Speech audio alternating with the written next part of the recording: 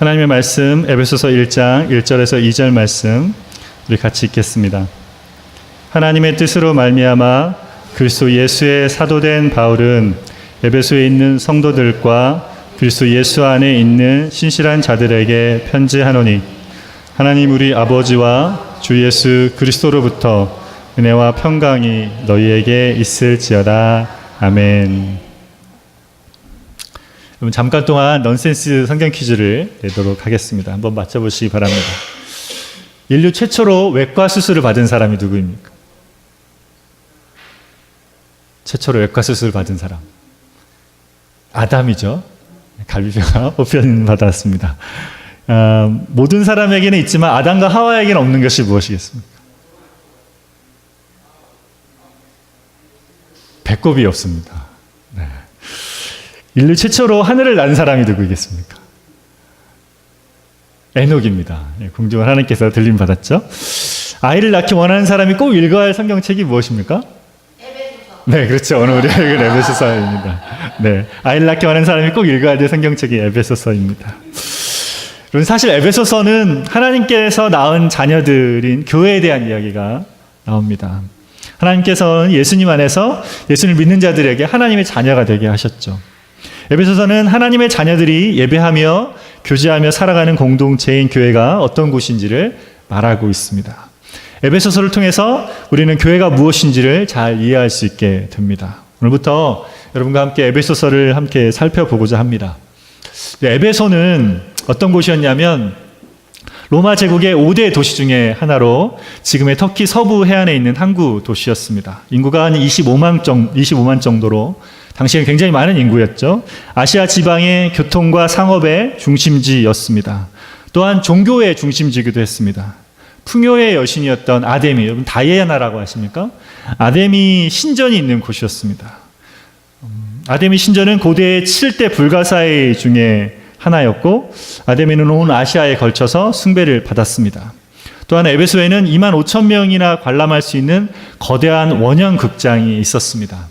해마다 아데미 신전과 원형 극장을 찾는 숭배자들과 관광객들을 통해서 에베소는 경제적으로 번성할 수 있었습니다. 이런 아데미 숭배와 또 황제 숭배도 성행했었는데 이런 것들 때문에 에베소는 영적으로 매우 혼탁한 곳이었습니다.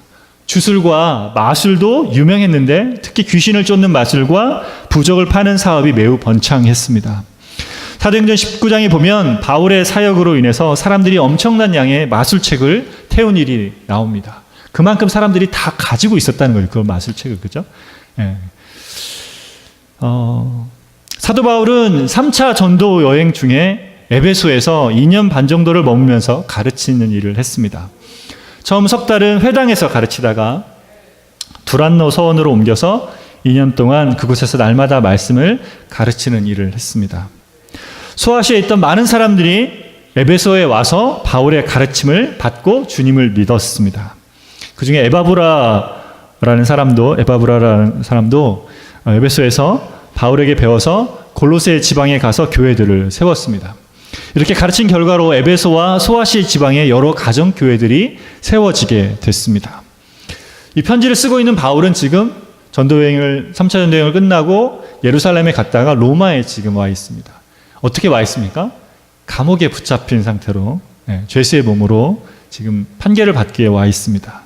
네, 감옥이었지만 가택연금, 주택에 집에 들어 있었죠. 연금 상태로 있어서 사람들을 만나서 복음을 전하거나 또 편지를 써서 보내거나 하는 이런 일들에 어느 정도 자유를 가지고 있었습니다. 그래서 바울은 소아시아에 세워진 교회들을 생각하며 지금 에베소서 이 편지를 쓰고 있습니다. 에베소서, 빌립보서, 골로새서, 빌레몬 이거를 옥중서신이라 그러죠. 바울이 썼던 로마의 감옥에서 썼던 편지입니다.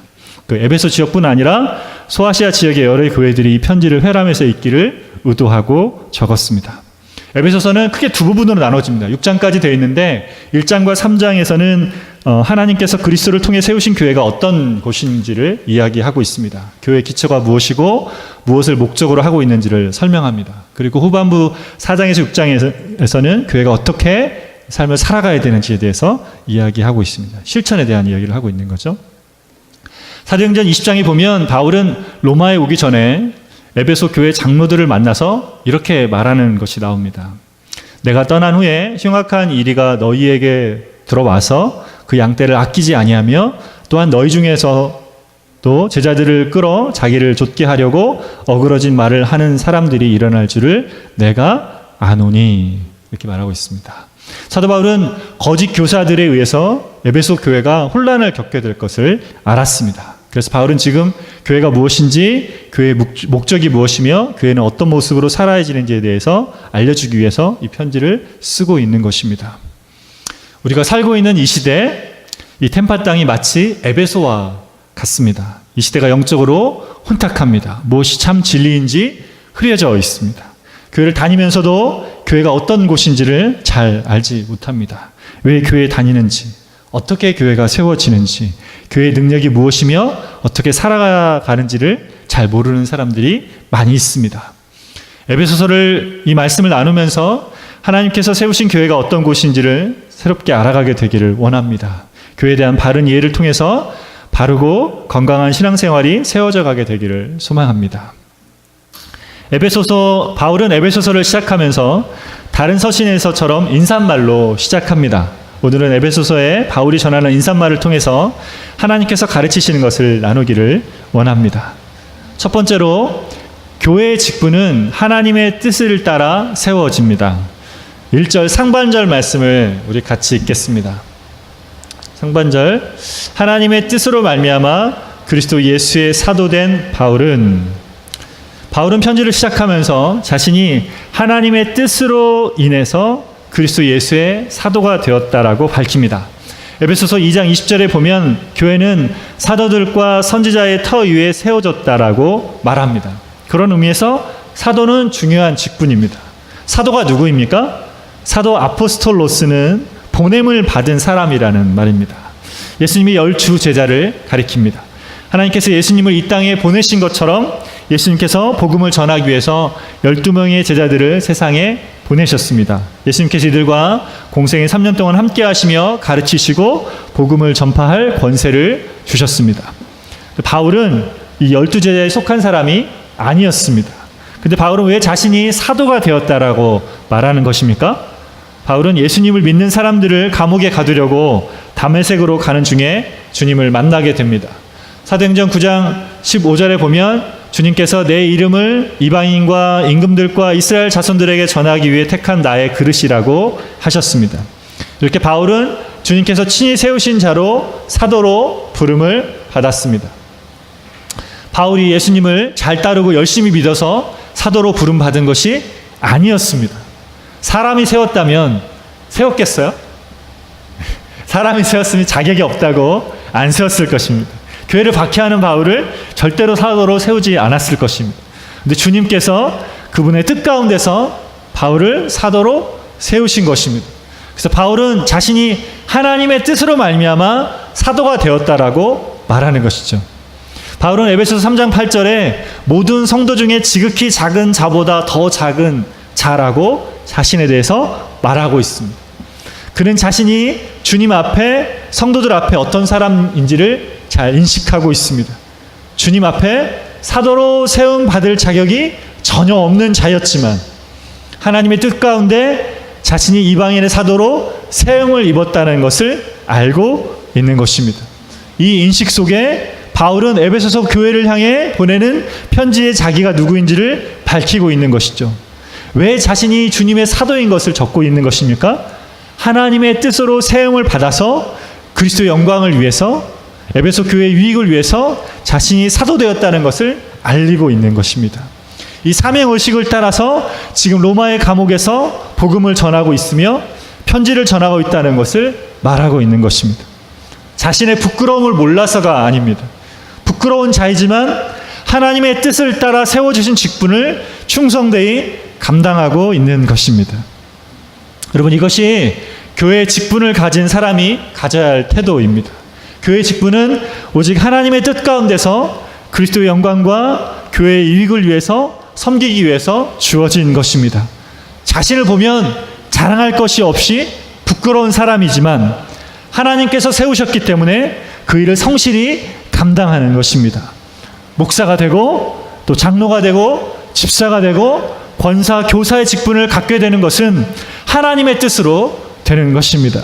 직분을 맡은 사람에게는 자랑할 것이 자기에게 없습니다. 그래서 주신 직분으로 자신의 권위를 세우거나 자신의 영광을 위해서는 안 되는 것입니다. 하나님의 뜻 가운데서 맡겨주신 것으로 알고 끝까지 충성되이 잘 감당해 가야 하는 것입니다. 그런 저와 여러분 되시기를 소원합니다. 두 번째로 하나님께서는 우리를 성도로 부르십니다. 편지를 쓰는 자신에 대해서 소개한 후에 바울은 이제 편지를 받는 이들이 누구인지를 이렇게 말합니다. 1절 하반절 말씀 같이 읽겠습니다. 에베소에 있는 성도들과 그리스도 예수 안에 있는 신실한 자들에게 편지하노니. 바울은 수신자들을 에베소에 있는 성도라고 부릅니다. 성도는 거룩한 사람들, 거룩한 무리라는 뜻입니다. 거룩하다는 것은 도덕적으로 깨끗하다는 의미보다 하나님의 것으로 구별되었다는 것을 뜻합니다.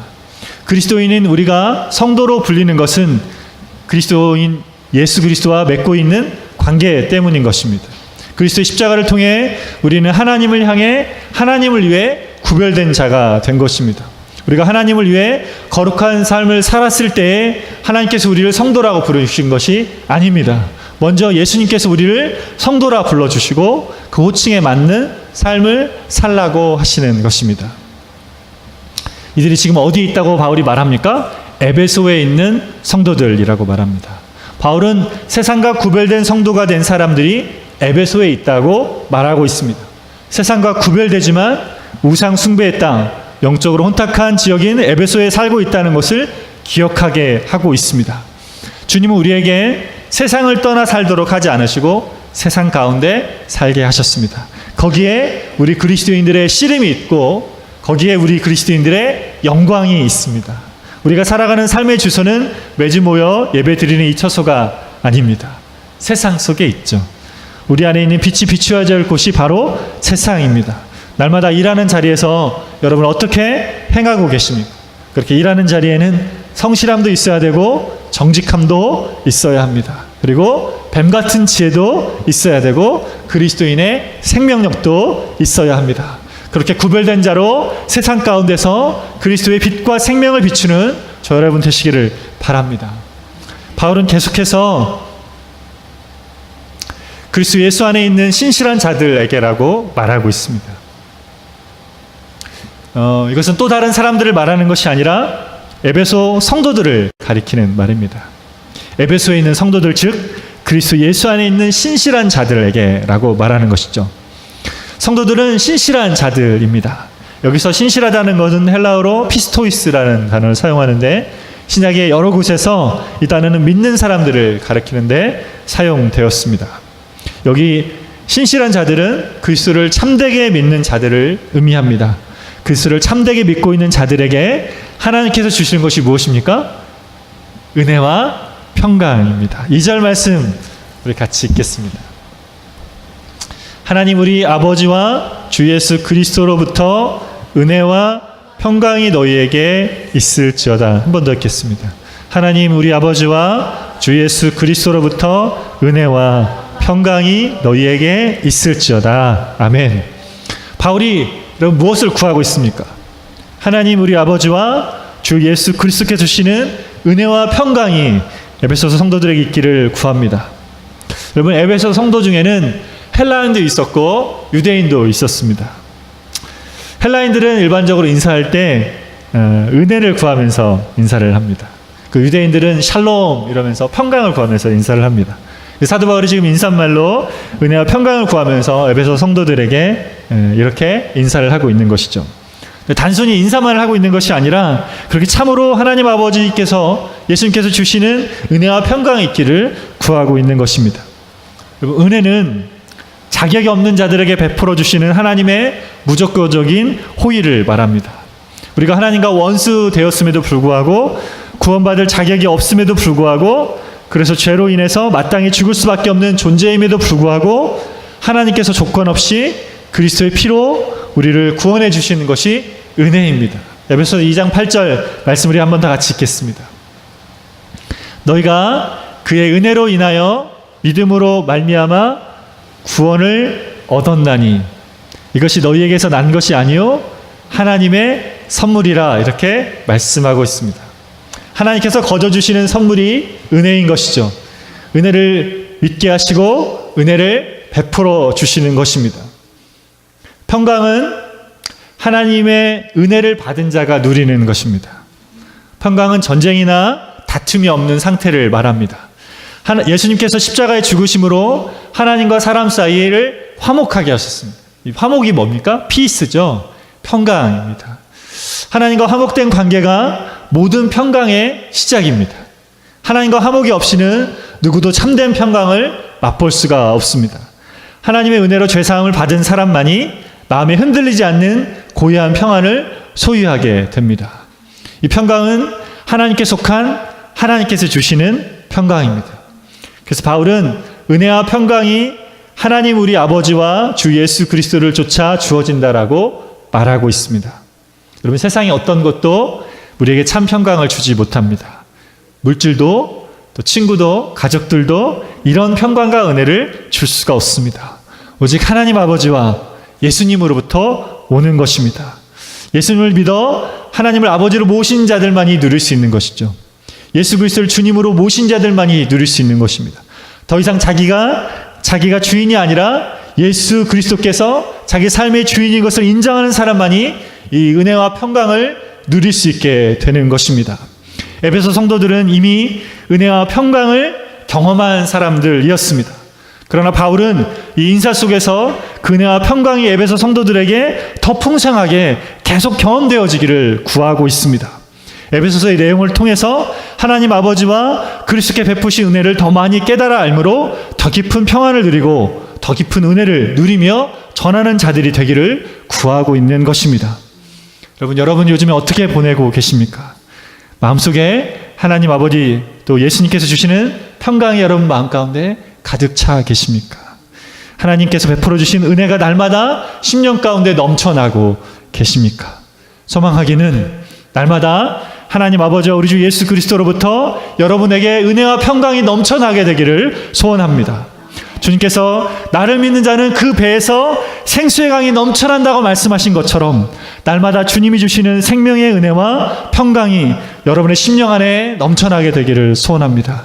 그래서 주시는 은혜와 평강으로 인해서 여러분의 주위에 있는 관계들도 화목함이 넘쳐나게 되기를 소망합니다. 같이 기도하겠습니다.